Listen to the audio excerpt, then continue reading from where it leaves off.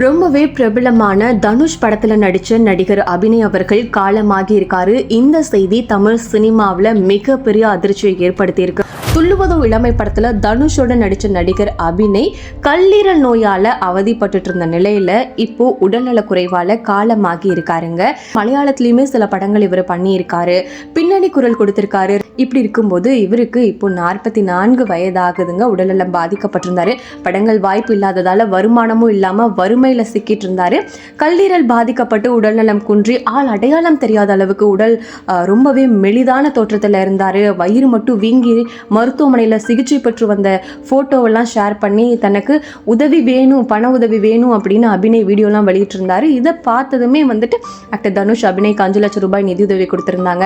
அதில் KPY பாலா 1 லட்சம் ரூபாய் நிதியுதவி வழங்கி ஆறுதல்லாம் சொல்லியிருந்தாங்க. இன்னைக்கு காலையில் அதிகாலை 4 மணி அளவில் அபிநய் காலமாகி இருக்காருங்க.